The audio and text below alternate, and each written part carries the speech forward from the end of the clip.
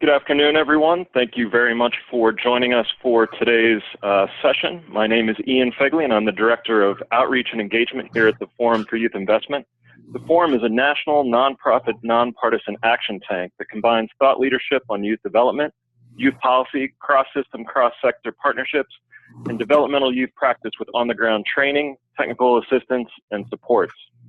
Every year, we convene the Ready by 21 national meeting, which brings together more than 450 national, state, and local leaders who, like you, are committed to improving partnerships, policies, and practices for children and youth.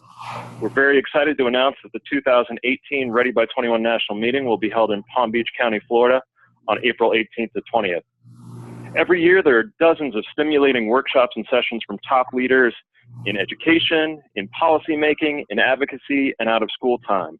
To share the expertise of these leaders and inform the field of youth development, we launched this free webinar series featuring the best content from previous Ready by 21 national meetings. Today's session, presented in partnership with the American Youth Policy Forum, is on the intersection of after-school and social-emotional learning for 21st century readiness. The webinar will highlight national research and best practices from around the country to explore a number of key topics on after-school settings and SEL. Today's session is being recorded and will be sent to all of you and posted to the Ready by 21 website as soon as it is completed. All lines are muted today to avoid any background noise, so please submit any questions that you have using the chat feature on the right-hand side of your screen. Our moderator today is Jennifer Brown Lerner, Assistant Director for Policy and Partnerships with the Aspen Institute National Commission on Emotional Development. It's very much my pleasure to turn it over to Jennifer to introduce herself and today's presenters. Thanks so much, Ian, and it's a real pleasure to be here and to be a part of today's session. For those of you that don't know much about the National Commission, just a word about who we are before I introduce the real stars of the show, today's presenters. The National Commission is engaging and energizing communities to fully integrate social, emotional, and academic development in the broad K-12 education ecosystem so that all students are prepared to thrive in school, career, and life. The idea of how to engage actors beyond K-12 education is really important to the Commission, and we're thrilled to be a part of today's session. Just a note about today's presenters, and I'm going to introduce them briefly in the order that they'll speak. And their contact information will be available at the end, and I encourage you to follow up with them because honestly, they're the real experts in the field. First, we have Corinne Deeds, who's a Senior Policy Associate at the American Youth Policy Forum. Next, we have Erica Curry-Vanee, the founder of Urban Curry Consulting, and she's been a leader in the work in Grand Rapids, Michigan. And finally, we have Dan Sin, the Director of Data and Accountability with Urban Alliance. So without further ado, I'd like to turn the microphone over to Corinne. Thanks, Jennifer. And hi, everyone. My name is Corinne Deeds, and I'm a Senior Policy Associate at the American Youth Policy Forum. And thanks again to Ian and the Forum for Youth Investment for setting up this webinar. So I'm going to further delay the real stars of the show, but I am going to give a quick just a quick introduction and overview of the intersections between social and emotional learning and 21st century readiness and after-school settings. But first, just a little bit about AEPF. The American Youth Policy Forum is a national, nonprofit, nonpartisan convening organization based in Washington, D.C., focused on bringing voices together and creating conversations about education, youth development, and workforce development issues. We work at the intersection of research, practice, and policy, engaging and educating diverse stakeholders by sharing research-supported best practices to better inform policy decisions that affect the lives of youth. And we have a particular focus for traditionally underserved youth. So listed on this slide are just a few of our guiding principles, and undergirding all of these is really a commitment to ensuring readiness for all young people. And today I'll be particularly focusing on that last one, the creating collaborative systems to support youth, about the ways in which various systems can work together to support all young people. And AEPF's longtime commitment to sharing knowledge about after school is a really big part of that for us. So if you go to the next slide, the premise behind the discussion today is that time, or OST, has a significant role to play in preparing young people for the 21st century. And I'll talk a little bit more about this ecosystem idea that's mentioned on this slide in just a minute. But first, I just wanted to give a quick note on readiness.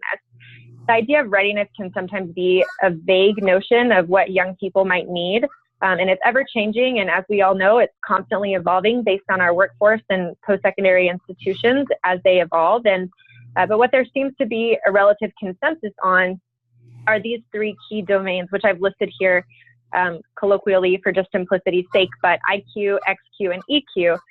It's really about the academic content knowledge, or the IQ, that's needed for the 21st century, the technical skills, or the XQ, and lastly, and most importantly for today's conversation, the emotional quotient, or the EQ, which really encompasses all the personal and interpersonal competencies required for life after a secondary education. And so if you go to the next slide, so this graphic is taken from the most recent Future of Jobs report by the World Economic Forum, which is, this data is driven from a massive survey of senior talent and strategy executives from nearly 400 leading global employers. And according to this report, and so many others that many of you have probably seen, these are the top skills needed in 2020 by employees as indicated by employers. And I'm sure this is a surprise to no one, because this and so many other accounts from employers have indicated that readiness in the 21st century really requires a robust set of these personal and interpersonal competencies. So as you can see, these are 10 of them listed here on this slide. Things like communication, critical thinking, working with others, emotional intelligence. These are nothing new, but they're increasingly being prioritized in a more formal and explicit way by employers as necessary to success. There's a great deal of overlap here with social and emotional learning, or SEL, and there's also a great deal in common been so effective at for a really long time. So if you go to the next slide, it's evident that what's in demand for the workplace is already being prioritized in the world of SEL. This image here is the SEL Framework from the Collaborative for Academic, Social, and Emotional Learning, or CASEL, which I'm sure many of you have seen. And embedded in this framework are the knowledge, attitudes, and skills necessary to understand and manage emotions, set and achieve positive goals, feel and show empathy for others, establish and maintain positive relationships, and make responsible decisions. And many of these skills were reflected in that last slide as well. So, for instance, responsible decision-making might look a lot different for a first grader than it would for an 18-year-old looking for a job, but the foundations are there, and they really start with strong social and emotional development. And you can see here those 5 domains as outlined by CASEL. And before we go to the next slide, I just wanted to quickly acknowledge that the point of SEL is not to produce desirable employees, and I think we all know that, but social and emotional learning and employability are not in conflict. And I think that's one of the big underlying themes for today's discussion. And in fact, a lot of the social and emotional learning that after-school programs do so well is really closely aligned with employability. So it's not necessarily that it's all the same thing or that that's the purpose, but that they really go hand in hand. So if we go to the next slide, this is the Framework for Youth Development. Next slide. There we go. From the Foundation for Young Adult Success report from the Chicago Consortium. And the idea behind this framework is that developmental experiences can and do happen in all settings. So starting from early childhood all the way through young adulthood, you can see how these skills and competencies and mindsets develop through a variety of engaging experiences that occur in school and outside of school. And I encourage anyone who hasn't read this report to do so, because how these experiences, particularly after school, can lead to positive social, emotional, and interpersonal development. Most notably, through the process of action and reflection, which you can't really see on this slide, but the action and reflection piece goes where that little blue yin and yang are in the middle of that circle on the right side in the middle. And the action and reflection, these processes are what after school is really all about, providing young people with the opportunity to participate in the action and the engaging activities in which they can explicitly develop these skills. And then the reflection piece is so critical to be able to look at a situation and say, this is what I did, this is what the other person experienced. This is also an important piece of employability, because it's not just about having these skills, it's also about being able to tell and show and articulate to employers that you have them. So the reflection and the recognition piece is really, really important, and this framework does a really good job of laying all that out. And so on this next slide, no surprise, is the Employability Skills Framework, which was developed jointly a couple of years ago by the U.S. Departments of Education and Labor. And what's so evident here again, is the overlap between social and emotional learning, youth development, and employability. When I think back to my own experiences in after-school activities and in my time working in after-school, I think of the ways in which it so uniquely provides an opportunity to better understand things like social norms or how to relate to others and to express yourself and your own creativity. And that's exactly what you can see on this slide. And it's almost striking the resemblance at what is important for employability. And so for brevity's sake, I won't go too deeply into this framework. You can see things like personal qualities, critical thinking, interpersonal skills, all very closely aligned with what you've seen on the previous two frameworks. But if you go to the next slide, you can see all three of these frameworks side by side, just to show that the skills that make you a good citizen and a well-functioning, fulfilled, good employee. And although a young person doesn't develop social and emotional competencies in isolation from career skills, we sometimes think about them in an isolated way. So that's really what this webinar is all about, and what you'll hear from a lot of from the other two presenters later on from their specific examples. But before we do that, if you go to the next slide, just to bring it back directly to after school, this is just to include some research that shows that it's not just anecdotal evidence, or it's not just in our heads that we think that after school is a really good opportunity for this type of learning. It's actually supported by a lot of research, and there is a pretty robust set of evidence for the academic and personal benefits to students who participate in high quality after school programs. But in this one that I referenced here, which was one of the original meta-analyses of this nature, it found that high quality programs had a positive impact on these personal and social abilities listed here.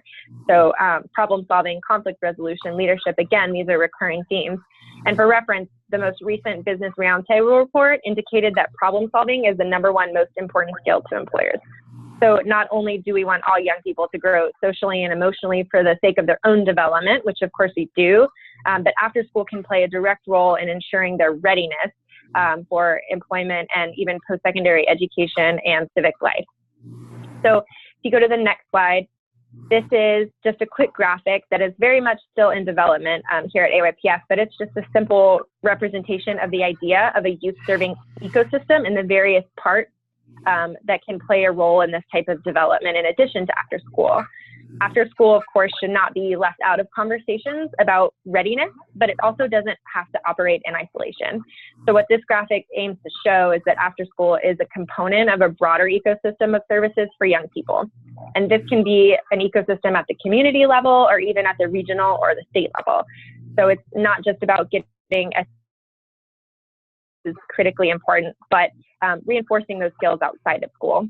And this requires a degree of coordination with various other systems and entities within a community, like, as you can see here, workforce, after school, collective impact, all of these systems that share the common goal of preparing young people for college, career, and life, or whatever that specific vision is. So those parts of this ecosystem are this blue ring in the middle, and I apologize for the small font here.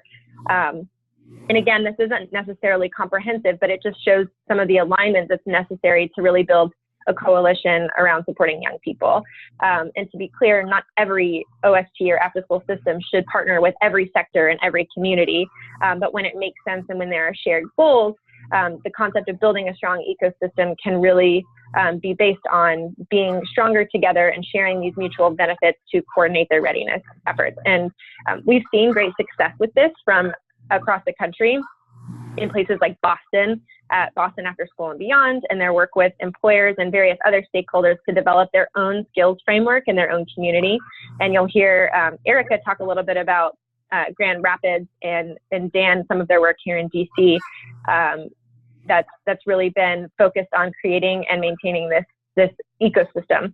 And just the last note, this outer ring here on this graphic just shows what some of those goals or those commonly shared ideas might be. So SEL, health and wellness, STEM, these are just a few of these, but the idea is that coordination at a systems level can capitalize on the strengths of other systems and can allow those other sectors within a community to leverage the strengths of after school. So if you go to the last slide, I just wanted to conclude by pointing everyone to a couple of forthcoming resources from AEPF and others on the topic of after school and readiness. This first one is a book, which is going to be part of a series on current issues in out of school time. And this forthcoming book early next year is called Social and Emotional Learning in Out of School Time, Foundations and Futures.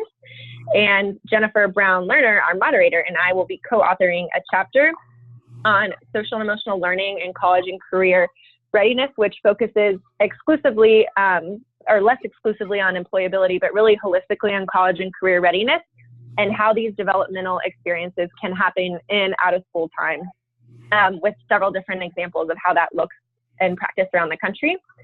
And then the second one is a forthcoming white paper that will be published by the end of this year by the American Youth Policy Forum on after school and workforce, bridging skills and systems. This report will be commissioned by the Wallace Foundation, which really looks at the skills that, many of the skills that we've talked about and will continue to talk about today, and how after school and workforce systems can closely align to promote readiness in young people in states and communities. So with that, that's the end of my presentation, and happy to take a couple of questions. Thanks so much, Corinne, and I apologize to the audience for not mentioning out loud in the beginning that we will be pausing throughout the event for your questions, so we encourage you to share them via chat. For the person that just asked about when the book is coming out as a question, it's slated to come out in early, no, it's slated to come out in late 2018 is my understanding, and we'll be sure to share that information as well. I see lots of other questions about these resources. The white paper is slated to come out by the end of this year, and again, we'll be sure to share with our colleagues at the Forum for Youth Investment and Ready by 21 to share as well. But I do want to get to some of the questions that folks are answering before we move on to our next speaker. Corinne, one of the questions was about perhaps providing a little bit more context to the ecosystem graphic that you shared. Specifically, folks were noticing that K-12 education and out-of-school time were at opposite ends of the graphic. Is that purposeful? Can you talk a little bit about sort of how the graphic might be representative of unique contexts in communities across the country? And I'm happy to pull it back up. Sure. Yeah, that'd be great if you can pull that slide up. So that is a great point. They're at opposite ends physically, and we can certainly change that in the graphic. But I also want to reiterate, too, that we had a previous version of this graphic that had these circles sort of overlapping, sort of like a Venn diagram, and we changed that because presented as each of these sectors only relates to the one that's specifically next to it. So if you think of it more as this blue ring of circles as all of these entities working in connection with one another, so all being connected with the other when relevant and necessary to achieve common community goals. So the K-12 and the after school are not at opposite ends intentionally, but we can certainly play around with this graphic for clarity's sake. As I mentioned, it's very much in development, and we'll use it in several of our other forthcoming resources. So if anyone has suggestions, we're happy to take those. And Jennifer, what was the second part of the question? I think you addressed it, just thinking about how communities can make this specific to the actors and players in their own place, in their own space. So moving on, you're getting lots of feedback, which we'll be sure to share via chat. But I think that there's an interesting question, and I'm not going to ask it directly as it was asked, but I think the idea of what's a good starting point in terms of thinking about infusing social emotional skills in this broader ecosystem? Where do you think you start in terms of thinking about consensus around what skills are most important or how you prioritize those skills? That's a great question, and I would defer most of that answer to the individuals within those communities, because as AEPF has seen in working with various different communities, particularly in the after-school space, it's really varied greatly from context to context. So in some, the impetus and the onus has really been on the school systems. They have said this is a priority for us, whether it's through the employability route or more often than not, it's social and emotional learning is good for all young people in their development, and it's not isolated from academic knowledge. It's not isolated from technical knowledge. We're going to prioritize this in our school. And there have been a lot of communities that have been really good about communicating with after-school systems, for instance, or workforce systems, and saying we have this framework and we want it to be integrated throughout every different sector within our community. In other places, like in Boston, the one I really briefly mentioned, Boston After School and Beyond has the after-school time intermediary there has certainly not alone, but has really taken a leadership role in setting out the skills that are, or trying to develop or co-develop a framework for the skills that are most important within that community. And they brought together a diverse group of stakeholders, and most notably to develop the framework, and they call it the ACT Skills Framework. And I'm totally drawing a blank, Jennifer, you probably remember the acronym for the ACT ACT Skills Framework in Boston.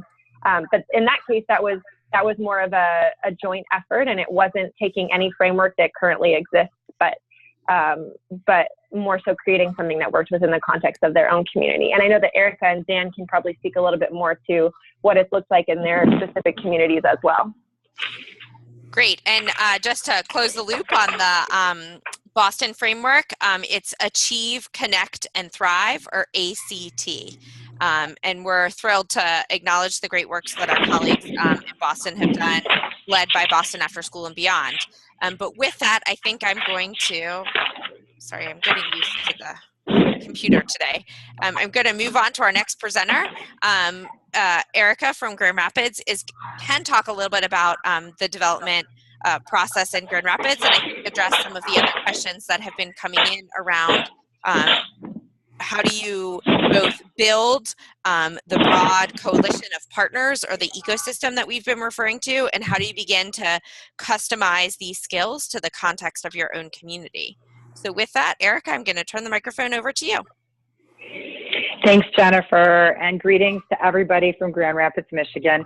This is not a picture of Grand Rapids in February, but I would encourage you to come any other time of the year. It's a fabulous city, and I'm really honored to be able to share our journey of how we've been on this pathway to social, emotional, academic development, not only within our out-of-school time system, but also within the other systems of the ecosystem that Corinne so beautifully articulated for us.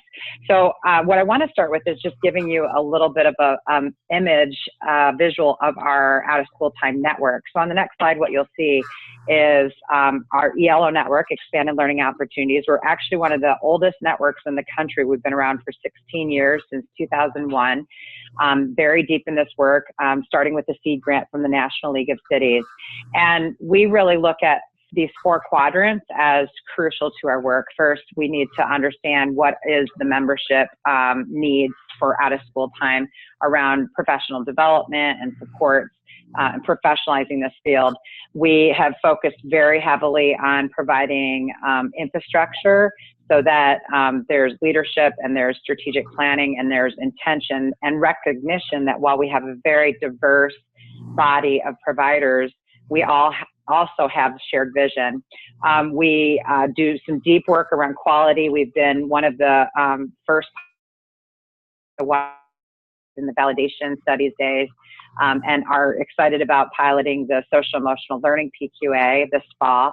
And then we've put a very significant investment into data for utilization around not just program improvement, but actual program impact.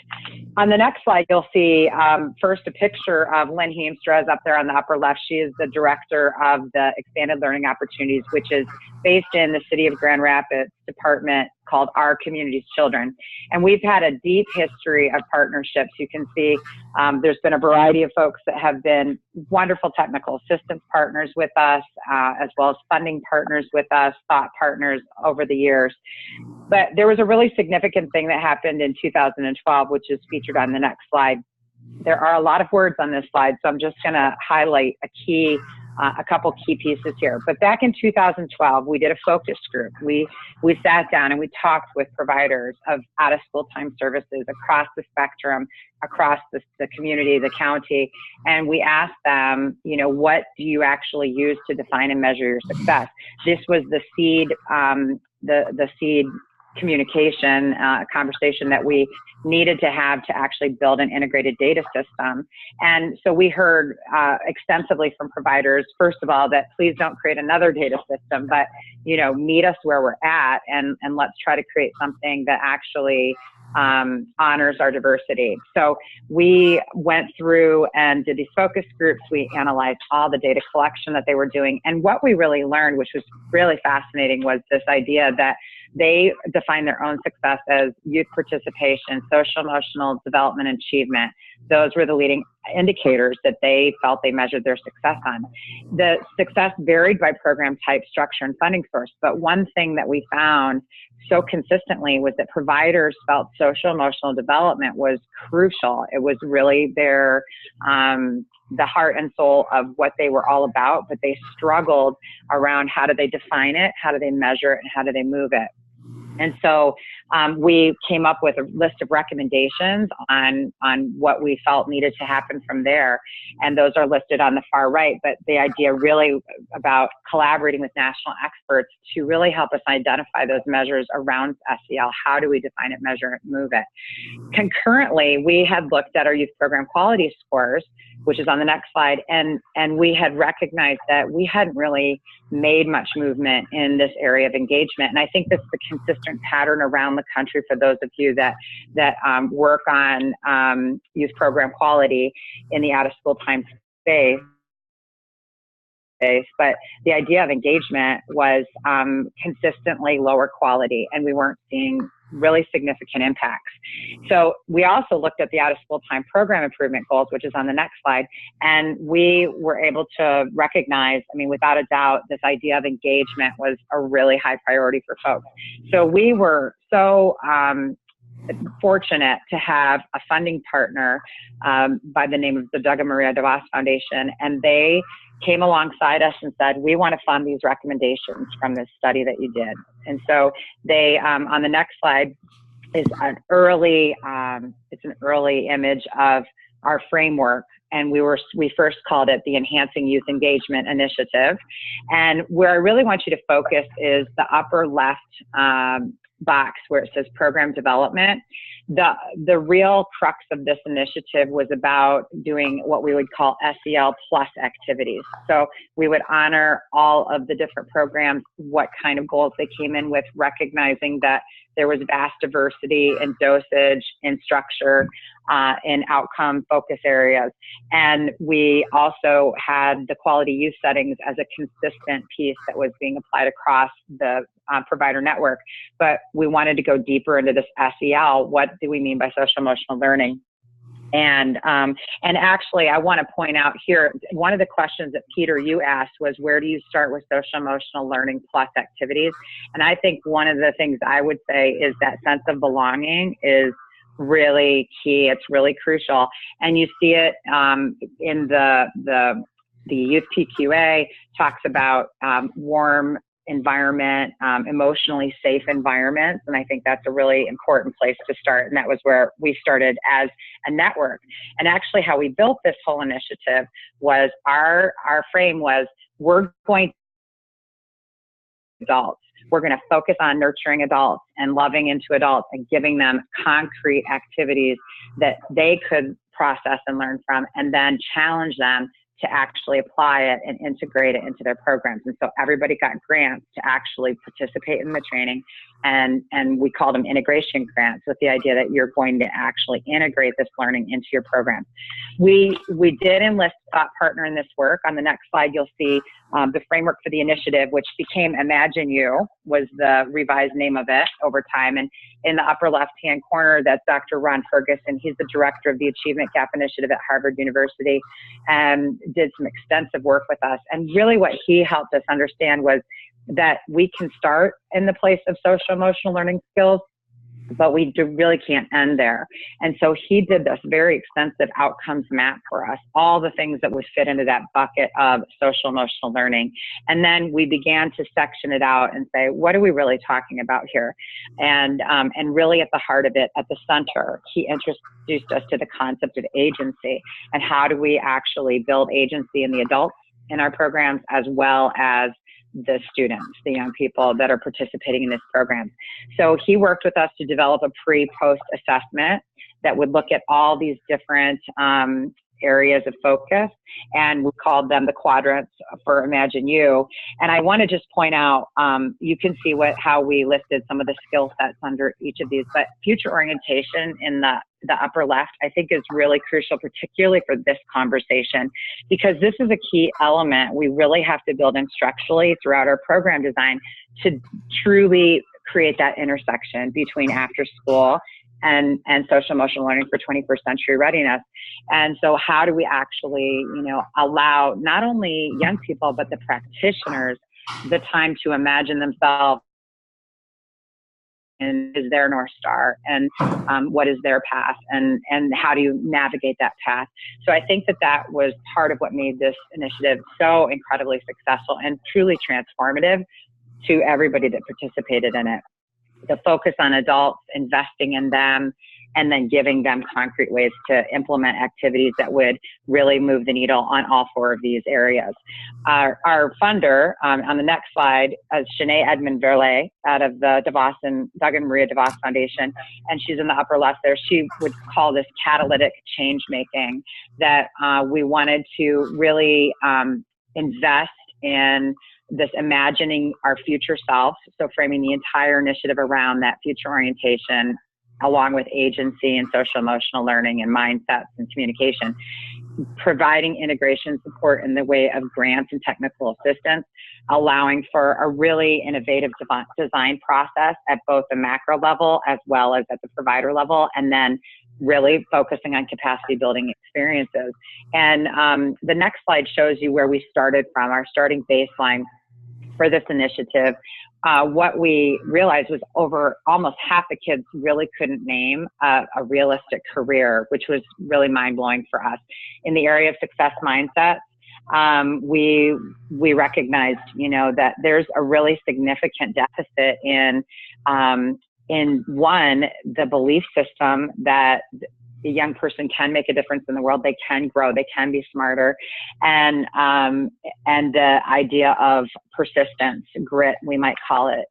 We really recognize we need to focus there. And then the social emotional, more than 75% not having the skills to be able to manage their emotions. And for us, that really started with, can you identify and label your emotion? Do we have language that's consistent across programs around this very issue of naming them, expressing them, and managing them?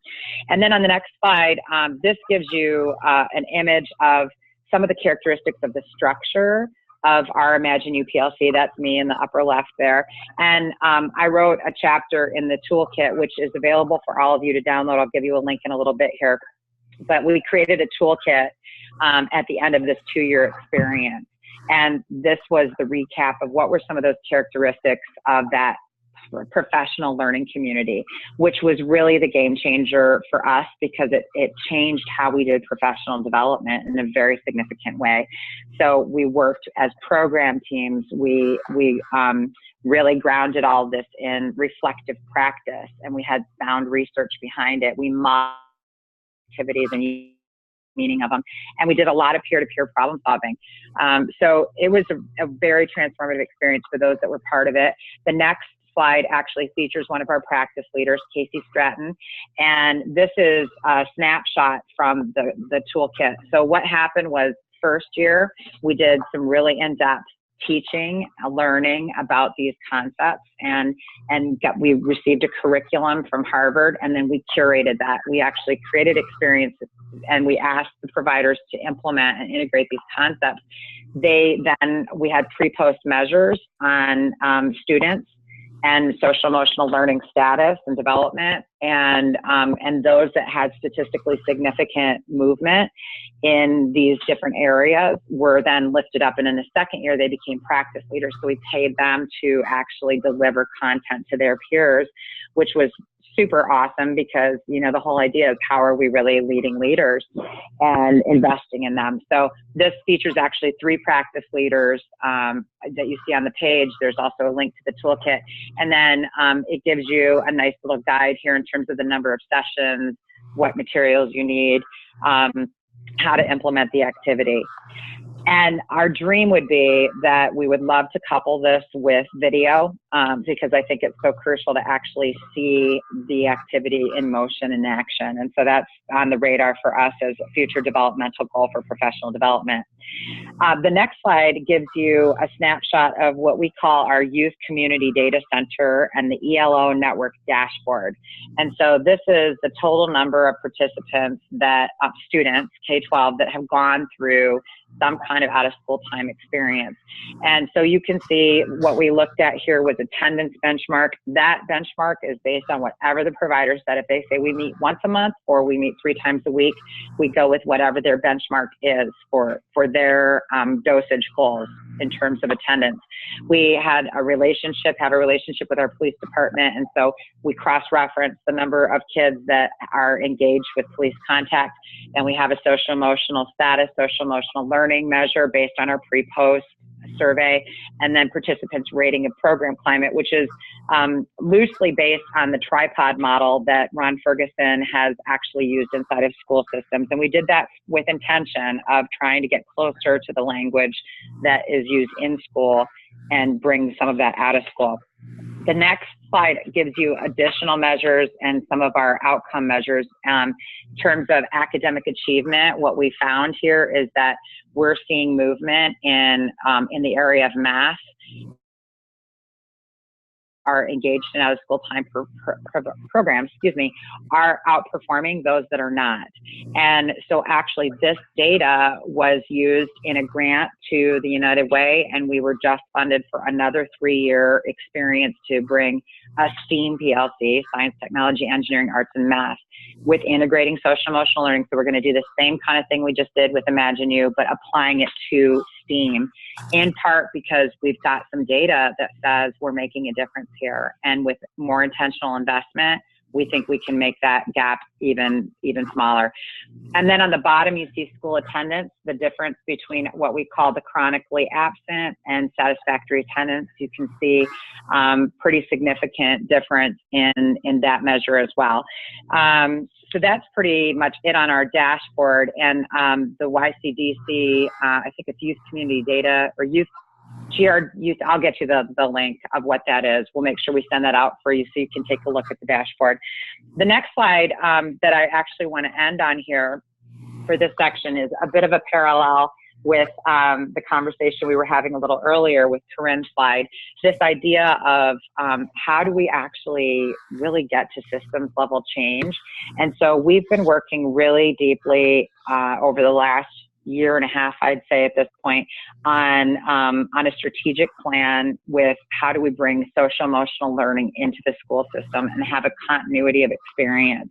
Really the question is, how do we have more adults doing more high quality practice more of the time using a consistent and complementary approach and language? And it's hard work because the systems are so vastly different, but it's important work, it's crucial work, and our kids depend on that. We need to do that work. So that's pretty much it. I'm gonna pause here and what questions can I answer for you? Great. Thanks so much, Erica. This was a really great presentation, and I think grounded this so much in practice. And I'm just going to take a minute to maybe define some acronyms with your help, because we had a couple of questions about those. You began referring to SEED, and for those of you that have not heard that acronym, that is Social, Emotional, and Academic Development. It really focuses on the integration of social emotional competencies along with more academic-like skills or more career preparation type skills. Although this is not a conversation about terminology, I think the idea we're hoping to express is that social emotional learning can be fully integrated into a lot of work that is already going on both in schools and schools. So Eric, if you could just take a minute to talk about what is the YPQA and the SEL PQA, and just talk about how those play into the development of some of the foundational work that you guys did. Absolutely. The Youth Program Quality Assessment is a product of the Weichert Center for Youth Program Quality, which is housed within the Forum for Youth Investment. And it is a validated quality assessment instrument that has been around for, gosh, well over a decade now. I want to say almost 15 years. It has deep origins in the work from High Scope Educational Research Foundation. So there is an early childhood program quality assessment tool, and now there is a companion out of school time or youth development program quality assessment tool. And there's actually a whole suite of program quality assessment tools. There's a CAMP PQA, there's a STEM PQA, and there's a social emotional learning PQA, which really what it does is it gives levels of quality on a rubric that ranges from 1, 3, and 5. And in essence, a 1 would be it's not happening ever, or it's not happening for any of the kids. A 3 would be it's happening some of the time for some of the kids, and a 5 would be more likely it's happening all of the time for all of the kids. So a SEL question might be something around the lines of, is there positive language, affirmation of emotions, validation of emotions when kids are expressing emotion? Are they supported to give language to that emotion, right? So it's an observational assessment tool in essence. The other thing I did want to just jump in on, because a couple people asked, how do we define realistic career? I think that's an important piece. So what we did is we actually just asked kids to name their top 2 career choices, and the majority of the kids said they wanted to be a sports star or a performing artist. And so we felt like those are awesome aspirations, but if you look at what the data says in terms of the percentage of kids that will be able to achieve that, we recognize we need to have some very realistic backup plans, especially if you don't have really significant athletic talent or a musical talent, right? And so we feel like we really just need to give way more exposure and language to viable careers. And so that's a lot of the in this new project with our STEAM PLC, and giving much more concrete language for viable careers, as well as exposures to mentors that can talk about their own journey. Great, thanks for taking that question. That was another definition one that I definitely wanted to address. And I know there's been lots of questions that folks have been asking about some of the measurement tools and some of the monitoring of progress. And I just want the audience to know that we are going to absolutely answer those questions, but I'd love to hold those till when we have our panel discussion. But I do want to just provide some clarification around the PQA assessments. Those are tools that are available through the Weichert Center, which is one of the organizations which is housed in the Forum for Youth Investment, where Ready by 21 is also housed. So Ian can come on at the end and talk a little bit more about that as well. But Erica, just one final question for you before we move on to our next presenter. Folks are beginning to ask, your PLC was very focused on out-of-school time providers, and our focus today has been on the intersections with out-of-school time. But can you talk about any crossover that you've seen with teachers or other stakeholders within your community that you mentioned in your broader ecosystem? Yeah, absolutely. In fact, when we were doing the strategic planning for the social emotional learning project, and how we really could make that a much more significant investment inside the school day, I actually went out and did observations at a number of classrooms and a number of schools. And one of the things that we really recognized that we could do, a low-hanging fruit, if you will, was this whole area of the use of structure. So what I mean specifically is restorative circles is something that has been in practice within Grand Rapids Public Schools, but it hasn't been always implemented with full fidelity. Is implemented with full fidelity, what that actually does, having an opening circle and a closing circle every day, really gives voice to every single student in that classroom. And it's a huge equalizer because people are sitting on the floor together, literally in a circle.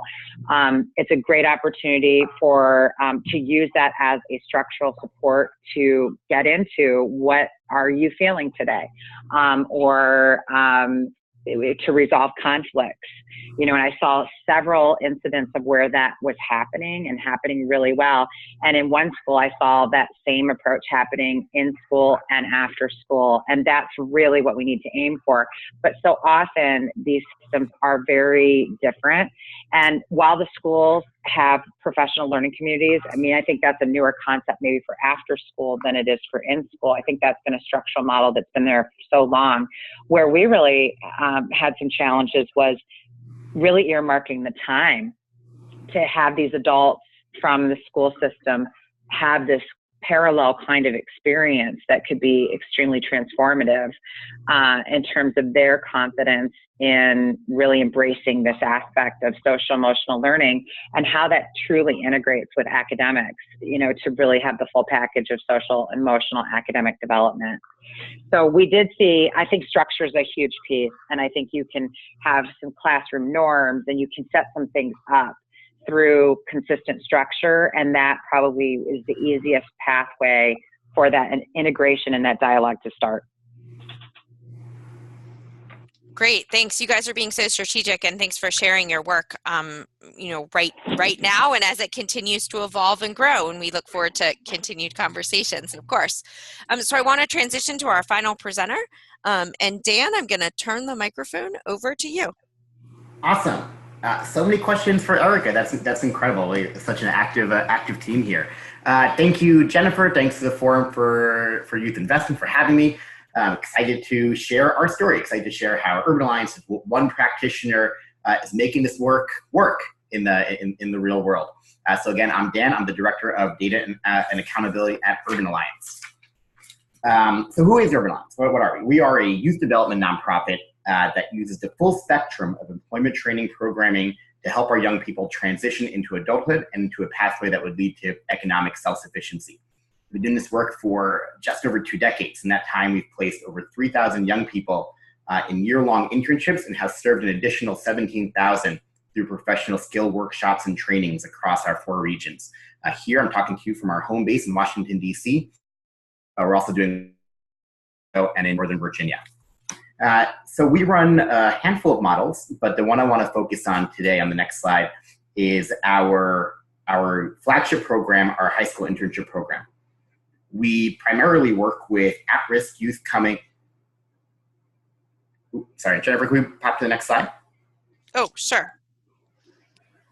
Sorry. Thank you. Okay. So our primary program, our high school internship program, we're working primarily with at-risk youth coming from high poverty neighborhoods and high schools. Our students are likely on track to graduate high school, but often lack a plan to do anything else. And in our neighborhoods and in our schools, that's just as bad as dropping out. So we think our intervention occurs at a key time in their development. So here's how it works.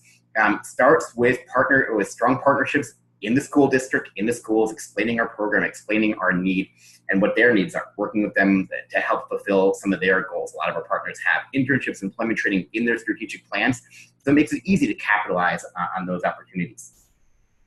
When we start to implement our program, we're working directly with school principals, school counselors, identifying pockets of youth who we think could benefit from this kind of programming. They're then invited to our pre-work. Pre-work is our professionalism boot camp, a 5 or 6 week crash course. How to work one-on-one, focus on communication, on office etiquette, and other job readiness skills. Students are then placed in internships, anywhere from all professional internships. We're at banks and law firms and government agencies, sports teams. I can tell you guys about them later on. Students are working Monday through Thursday during the school year, after school, and then full-time during breaks in the subsequent summer. That training will continue through weekly professional development designed to improve their internship and plan for life after it. All the while, they're coached by on-site mentors that can help shape their professional growth and give access to their network. Okay, so how do we think about skills at Urban Alliance? We differentiate between, like I'm sure a lot of you do, between hard and soft skills. Hard skills are tangible. They're required to complete role-specific projects, data entry, note-taking, filing. Tasks required of many entry-level workers everywhere, and our interns are no exception. Employers are likely equipped to train them in these skills. They have people in similar roles doing similar projects and can pass on that knowledge. What helps makes these students trainable? What helps build that relationship between the student and the employer? What keeps young workers from getting through the interview in the first place, where they can get to the place to even learn those hard skills? I think it's soft skills. Okay, so we've heard soft skills, things we've even heard on this webinar already. On the next slide, we have the soft skills and 21st century skills, social emotional skills.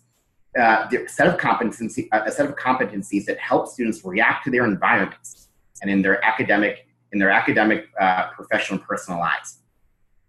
So we used research from a DC area think tank, a group called Child Trends, to help codify the skills most important for our age group. Child Trends completed a meta-analysis of existing research and came up with a list of skills that were shown to increase the education attainment, employability, and wages for young people who are exposed to them. And this is a list of the skills that we train for and evaluate on. So let's talk about training, right? Can these be taught in a traditional classroom setting? On the next slide. Can these be taught in a classroom setting? Maybe, right? We hope so, we're not sure. Students need opportunities to practice these skills, but it isn't always clear to me that these chances exist in traditional classrooms. Both Corinne and Erica talked about after school as part of an ecosystem that supports young people. And I think this is especially important when schools may not always be set up to give young people the experiences that they need. What differentiates our approach, Urban Alliance's approach, is that it allows young people to practice and get feedback on these skills in real world settings. In our model, our program team uses weekly skill building workshops to walk students through scenarios in which these skills would need to be applied. And then they'll use them daily in their actual job site with real colleagues working on real problems. Job site supervisors, we call them mentors, go through training before interns are placed, where they're introduced to these skills. Our program team then continues to give ideas for hands-on projects that would allow the students to demonstrate these skills. They're constantly communicating with the job site through weekly emails, in-person site visits. We recognize that it's on us, it's on the provider to handhold that development on both sides, with the student and the employer. So at Urban Alliance, we focus a lot, like a lot of nonprofits, like a lot of you, focus a lot on performance measurement and evaluation, making sure that our programs run as they're intended. The development of these skills, of these social emotional skills, it's no different. So we've developed a rubric to allow mentors to give feedback on how their interns are performing on these skills. This allows for both team and individual coaching and course correcting. What makes this tool unique is that we've developed it with the job site in mind. It tracks observable behaviors that the student can display to show his or her progress on each developmental skill. There is a defined observable behavior for each grade within each skill. We can measure and transform our upcoming programming. And I know that people who are curious and learning about the different tools and seeing these rubrics, feel free to email me. I'm happy to share them. Okay, on to the next slide. So if I had to guess, and maybe I'm preaching to a choir on this webinar here, but I think schools and district leaders would generally agree with our approach, right? Workforce training is good, skill building is good, and they likely have some students in mind who would benefit from this kind of programming. And that's when it hits me. Why just some kids? Potentially what they're saying is that they have a group of students who may not be college bound, and they therefore need access to workforce training right after school. Yes, we agree, that's true. Students who are employment bound need to be prepared. But I'd argue this kind of training, employment skills training, SEL, can benefit all kinds of learners regardless of the pathway that they choose. So how do we convince schools and districts to view employment opportunities potentially as education interventions? We need to show that early work experiences, which allow for the development of social and emotional skills, can be just as valuable as a traditional classroom experience. First, it's a valuable strategy for helping disengaged students stay in school. It helps connect the dots between the classroom and the real world. Responding to a poll commissioned by the Gates Foundation, 81% of high school dropouts who responded to that survey said that a real world experience that connected school with work would have helped keep them in school. We need to make the end result of education clear. Second, building on these skills can help young people connect to any number of pathways. Some of it will be continued work, but for many it might be further education or even employment training. Employment itself isn't always the end result. Rather, it's the intervention up front. This makes it really different from more traditional adult jobs programs and other high school interventions. Okay, so how do we make it work? What's next? How can we make this work in your community? I'd start here. First, let's get LEAs and districts to open up high school. SEL skills are valuable, but we get the most out of them when they're practiced and developed in real settings. Work-based learning provides that opportunity, but a lot of young people don't have access to those programs. Many schools still have fairly strict coursework and graduation requirements, giving students a false choice. Take this extra math class, take another science class, or risk not graduating. But really, what might help that student is an internship and continued development of work skills. Schools can offer real course credit for participation and allow for early release for these kind of opportunities. Second, schools and districts need to proactively engage and make connections with the business community. This setting where young people will practice their skills. It also gives young people access to adult mentors who can guide the development of their skills and provide coaching tips. But this work isn't easy. Getting businesses to a year-old intern is an impossible ask. Who will manage you? What work will he do? Will he mess up the copy machine? Let alone the liability. We can't take those concerns for granted, and making that relationship work takes work. We know that it's on us, on the provider, to make it as easy as possible. Like I said before, we can train the staff, we provide weekly updates, we drop in to make sure it's going well. We make sure businesses are getting the most out of that relationship. And that includes the work product, getting the most out of the work product, making sure that the intern making the improvements to office culture, that the organization itself can take advantage of marketing and visibility aspects of partnering with us. It sounds like a lot, and it sounds like a lot to say. Maybe even too much for a school to do. It might be. Schools, philanthropies, districts, community and organizers. Think about intermediaries, some group to broker the connection between at-risk young people and the job market. And with that, I'm happy to talk about these ideas and more in our discussion section. Thanks so much, Dan. And we've had a couple more questions come in, just a couple of clarifying questions for you, and then I want to open it up to some questions for all of our panelists. So there was an interesting question that came in from the audience indicating that in their community, one of the biggest challenges that they face around youth employment or having young people maintain a job is passing a drug test. I'm wondering if you could talk a little bit about how Urban Alliance addresses this. Yes, we've had to deal with that also. And it's not always an easy answer. We ask our young people to be upfront with us. Or we know the job partners themselves that would require those kind of tests. So this is not a perfect answer. Maybe it's even more of a workaround. But we have to develop relationships with a wide variety of job partners. I talked about banks and law firms and government agencies that who might have a particular set of expectations, but we also have a number of nonprofit partnerships or other organizations where they understand, or maybe potentially are more understanding of the young people that we're working with and some of the earlier challenges. It doesn't mean that anything is condoned and there's strict expectations of what it means to be an intern, but we understand that people are coming from different backgrounds and still need a leg up or still need help to get that leg up, and UA is a spot for them. Great. And I'm going to ask you this question and then encourage Corinne and then Erica to chime in on this. The questioner asked, understandably, you believe hard skills are best taught by employers, but do you believe that job settings are the best place for students? So Dan, I'm wondering if you could talk a little bit about the scaffolded approach that you guys have at Urban Alliance, and then have Erica and Corinne weigh in. I think you can teach soft skills in a lot of settings. I mean, certainly when we do our training, that takes place in largely what is a classroom setting. It happens after school, but it has a facilitator, modeling behavior, modeling interactions. I think it's important to practice these skills and get feedback on them and to use them. And I think work-based opportunities gives you that opportunity, maybe more so than any other environment. I think it can be shown in other classroom-based opportunities, but you have to be very deliberate about it. And one of the ways that we try to make it easier for our partners to help our young people demonstrate these skills is through the rubric and feedback process, where we can show kind of exactly how you might demonstrate it. So I think from the training front, probably can happen anywhere, but to reinforce the skills, you need to be able to practice it. And for us, work-based learning is that opportunity. Erica, can you talk about it also from the perspective of adults through the PLC?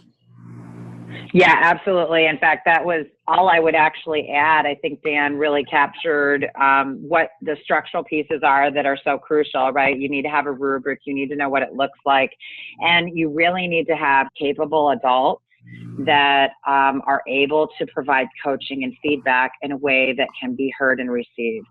And it's actually an amazing opportunity to process critical feedback with young people. But a lot of times in job training programs, you know, you don't always have that, especially if your partner is the employer. So how do you have a liaison, somebody that really is skilled at youth development, as well as literate in these employability skills, so that there can be growth and development and honest feedback and in the context of a relationship. Corinne, do you have anything you want to add? Not much. I think Dan and Erica captured that really well. I think at AEPF and of course at the forum, we believe that learning occurs anytime, anywhere, and I think it's just a matter of what is situationally and developmentally appropriate for the learner. And I know that in Grand Rapids and several other communities we work with across the country, they've done a lot of work on developing robust frameworks on the specific skills that young people develop and when and where is best to attain those skills. And I think it's just if something learned in a classroom, that skill or competency being reinforced through other experiences. So out of school time doesn't necessarily have to take the reins and bear the full responsibility of teaching young people how to problem solve.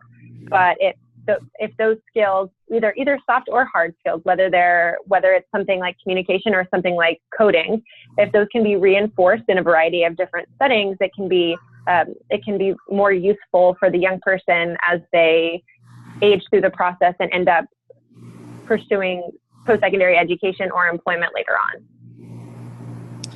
Great, thanks so much. And we're having lots of questions come in from the audience, and I'm going to move to some of those right now, but also encourage folks on the phone to know that we are planning to stick around until 2:15, so hopefully we will get to all of your questions. One of the questioners noticed that there has not been significant conversation or mention of family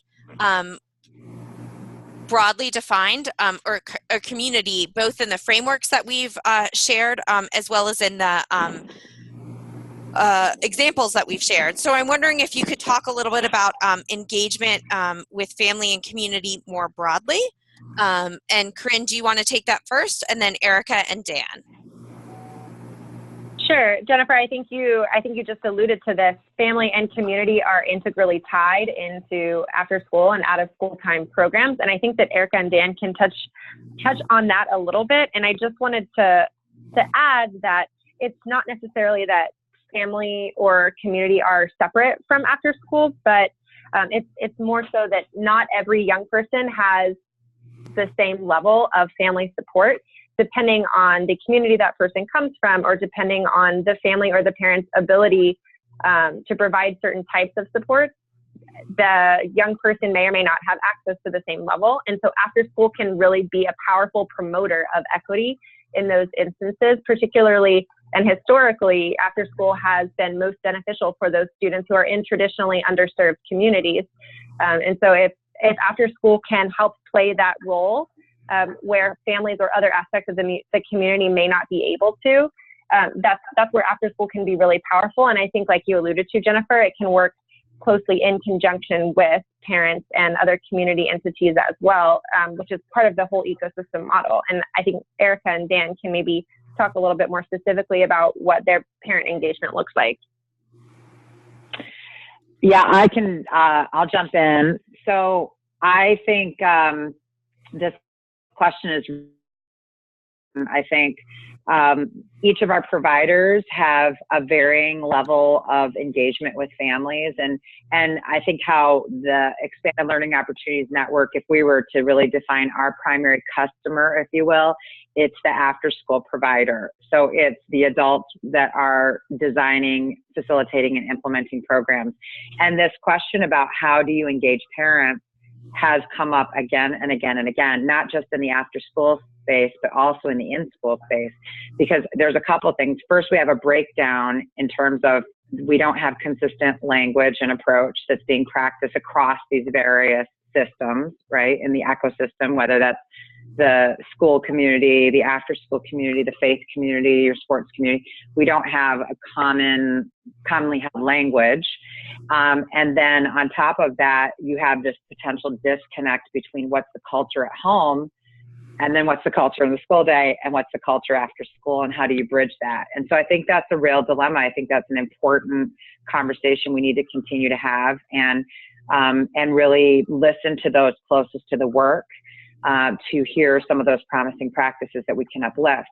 In terms of how we've been able to seed this idea across community, I think we've been far more successful in that. In fact, there's two things that really occurred after Imagine You. First of all, the Imagine You initiative became this parlay to a much broader community campaign that involved billboards and panelists and breakfasts and this whole website that was actually built on really, in essence, employers trying to find more skilled, ready workforce.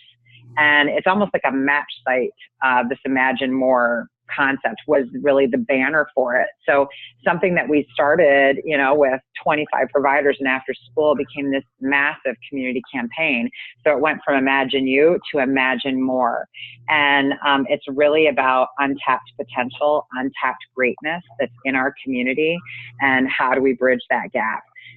In addition, the second example I would give in terms of how this bridged to another ecosystem and community is that the work that we did in Imagine You, that was really much more around the soft skills development or the social emotional learning, really propelled us into an opportunity because of that YCDC data on math impact, that the United Way said, we really believe in this concept and we want to fund it. We want to give you money to invest more dollars for a deeper integration between what's happening inside the school day and outside of school.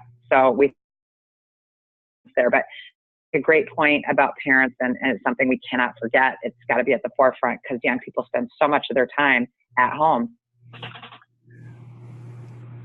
And Dan, any comments around parent engagement through the UA model? Sure, and ours might look a little bit differently because we're working with slightly older young people, so who are already upperclassmen in high school, and a large part of our program is actually teaching self-sufficiency, helping them navigate difficult conversations and employer relationships on their own, and not with parent involvement, since so many of them either already have to navigate that space or will have to be on their own, right after they leave high school. We do have a parent orientation at the beginning of the year where they get to know the program team. We also kind of set these expectations of what the involvement will be moving forward. In terms of building community, it's an interesting thing for us, right? Our teams are constantly in the communities where our young people live, where they're going to school. We do the recruitment on site at schools.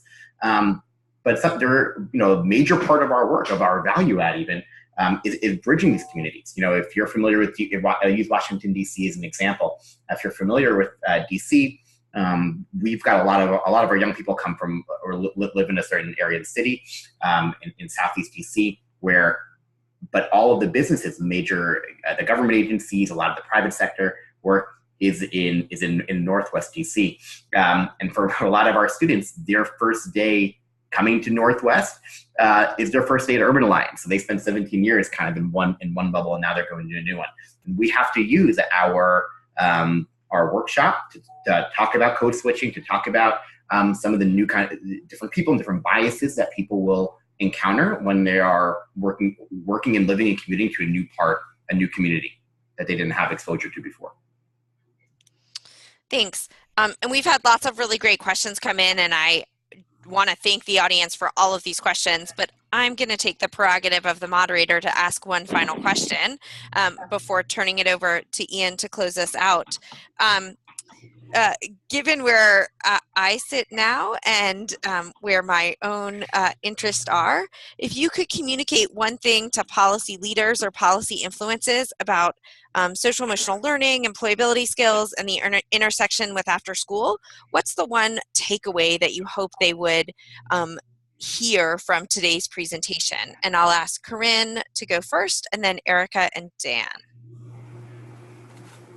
Sure, that is a great question, Jennifer, and we think about this a lot at AEPF as well. And policymakers, employers, and various other stakeholders who might not be directly part of the OST world. And I guess, to be brief, my one thing I would say is that learning is a social and emotional process, and that it's not necessarily separate from the academic and technical learning that we see. This is something that we've talked about a little bit today on this webinar, but it's really easy, especially in policy, to prioritize things that are tangible, like academic content knowledge or performance in certain technical arenas. And I think social and emotional learning is sometimes seen as separate from that. And I know this notion is coming directly from a lot of work that the National Commission has already done, and research that shows that the process of learning is social and emotional, and prioritizing that explicitly doesn't have to be divorced from those social and emotional skills don't have to be divorced from the academic knowledge that, of course, education policy is really in a lot of ways about. I would agree with that. I think the integration is just so crucial. And, you know, if we each were to share a story, however many hundreds of us are on this call today, about what were the things in ourselves that made the difference and helped us succeed on this crazy journey of life, we would very likely point to many of these things that we call social emotional learning, right? That we would point to our capacity to adapt, to problem solve, to work through our emotional lives and throughout all the seasons of life. And so I think that these are universal skills, and we have to see them in a holistic, in a holistic way. And we need to invest in them. You know, the other truth I'd say is that transformation always happens in the context of a relationship. Most often, the relationship we have with ourselves is an adult that is safe, that is trusted, that is guiding us along the way, whether that's a teacher, whether that's a youth group leader, whether that's YMCA or Boys and Girls Club, whoever, right? And hopefully it's multiple people. But we have to invest in these people that are closest to our young people and invest in their development. And honestly, I'd say policy leaders and influencers need to do some deep reflection themselves, you know, and continue to invest in this work, because we won't get better at it without explicit opportunities to name it, to practice it, and to improve. And that's a lifelong process. And Dan? Okay, I guess I'll close it out. So I mentioned this in my talk, but I think it's worth doubling down. Look, there's 5 million young people right now in this country out of school, out of work. And this isn't a new problem, right? We might need new solutions. If I had one wish, one message to share, it's that I think employment skills training, SEL, work-based learning, is an untapped, underused education intervention. It's not just for young people who are not college bound, who are only on workforce training, but this is something that can help kids connect to any number of pathways if it's done at the right time. So hoping schools can open up and allow for that opportunity. And I've put up to today's presenters' contact information, and I encourage you to copy down these email addresses and reach out to any of us to continue the conversation. And I'm going to let Ian have the last word. Well, thank you very much. First of all, many thanks to Jennifer, Corinne, Eric, and Dan for the wonderful presentation today. Obviously, it sparked a huge amount of conversation and interaction. Just as a reminder, recorded, we'll plan to send a follow-up note along with a page of resources, the recording, resources that are being identified by the presenters over the next few days, as well as information on the Weichert Center that I know came up several times during today's session. If you want to go ahead and look at the Weichert Center's kind of range of supports and tools available to communities, you can go to their website at cypq.org, and I'll also be posting that onto the webpage. So there are a pretty wide number of engagement opportunities coming up at the forum, including a monthly webinar series like this one, and thought leadership series, thought leadership roundtables featuring Karen Pittman. We definitely encourage you to sign up for our newsletters to stay informed. That's readyby21.org/news/newsletters. And we also just extended the workshop proposal process. The deadline for submission for the Ready by 21 national meeting has now been delayed to Friday, October 20th. So if you go to readyby21.org/national meeting, you'll get more information on how to write up and submit a proposal. Lastly, just wanted to mention two webinar sessions that we have coming up. And meanwhile, like clockwork, a train comes by.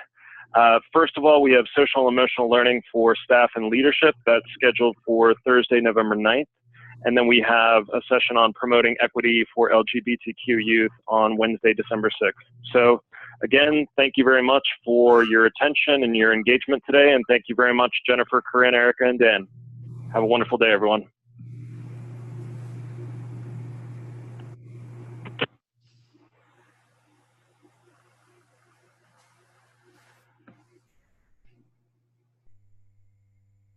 Thanks, guys. I don't know if you're still there, but that was awesome.